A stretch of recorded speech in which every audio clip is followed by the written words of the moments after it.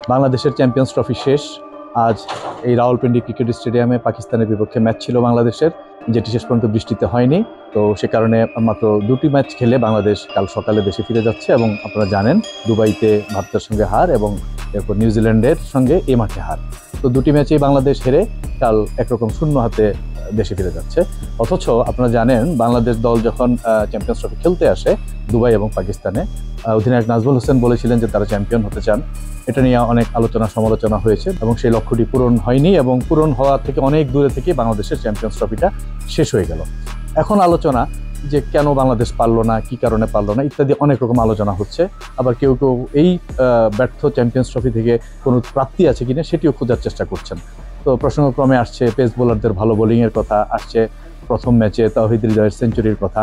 তো ব্যক্তিগতভাবে আমি মনে করি আসলে এই পর্যায়ের একটা টুর্নামেন্টে যেখানে ওয়ার্ল্ড ক্রিকেটের টপ 8টা টিম খেলেছে এবং যেখানে বাংলাদেশ একটা টেস্ট প্লেইং কান্ট্রি এবং বাইলেটারাল সিরিজে প্রায় আমরা বড় বড় দলকে হারিয়ে দিই, আমাদের এখন আর ঠিক এই ছোটোখাটো প্রাপ্তিগুলোর দিকে তাকানোর শোভা পায় না। বাংলাদেশকে এখন বড় টুর্নামেন্টে বড় কিছু অর্জনের জন্যই খেলতে হবে।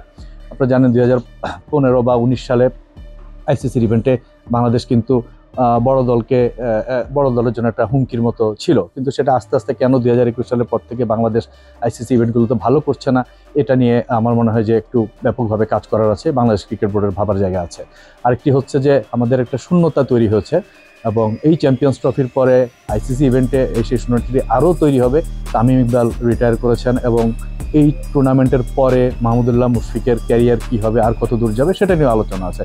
তো আমরা ধরে নিতে পারি যে বাংলাদেশের ক্রিকেটের একটা স্বর্ণযুগ এবং ক্রিকেটের বাংলাদেশের সবচেয়ে আইকনিক যাদেরকে ক্রিকেটারকে আমরা পেয়েছি গত 15 বছর, তাদের কাউকে আমরা সামনে পাবো না। শুধু ছোটোখাটো প্রাপ্তি অপ্রাপ্তি এবং ছোটোখাটো তর্ক বিতর্কে না গিয়ে আমার মনে হয় যে আমাদের স্টার ক্রিকেটার খুঁজে বের করতে, এবং স্টার ক্রিকেটার খুঁজে বের করা যায় না, স্টার হতে হবে, স্টার প্রডিউস করতে হবে। সেই জায়গায় বাংলাদেশ ক্রিকেট বোর্ডের কাজ করার আছে এবং ডোমেস্টিক ক্রিকেটকে ভালোভাবে তৈরি করা, ভালোভাবে সেখানে যাতে ভবিষ্যৎ ক্রিকেটারদের প্রিপারেশনটা হয় সেই জায়গাটা নিয়ে কাজ করা, বয়সভিত্তিক ক্রিকেটটাকে আরও পুনর্গঠিত করা এবং আরও কীভাবে ভালো প্রোডাকশন সেখান থেকে আসতে পারে সেই জায়গাটা নিয়ে কাজ করা। আমরা বিপিএলের কথা বলি, সেই জায়গাতে যদি আপনি টি20তে ভালো করতে চান আরও ইমপ্রুভমেন্টের জায়গা আছে, এই জায়গাগুলোতে গুরুত্ব দিতে হবে। এবং সেটা আমি যে কথাগুলি বললাম নতুন কিছুই নেই সেখানে, সব কিছু পুরনো, খালি জানা কাজটা আমরা ঠিকভাবে করতে হবে, নয়তো বাংলাদেশের ক্রিকেট এরকমই চলতে থাকবে। এবং এই যে ব্যর্থতা, 3 ম্যাচ খেলে 2 ম্যাচে হার, আরেকটি খেলা হলে কি হতো আমি জানি না, এভাবেই চলতে থাকবে বাংলাদেশের ক্রিকেট। ভালো কিছু করতে চাইলে, ভালো কিছুর আশা যদি আপনারা করতে চান, দেন অবশ্যই সিস্টেম চেঞ্জ করতে হবে।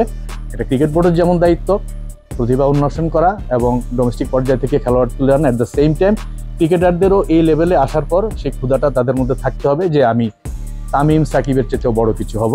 এবং আমরা এখনই হতাশ না হয়ে সে আশা এই চ্যাম্পিয়ন্স ট্রফির পর থেকে শুরু করতে চাই।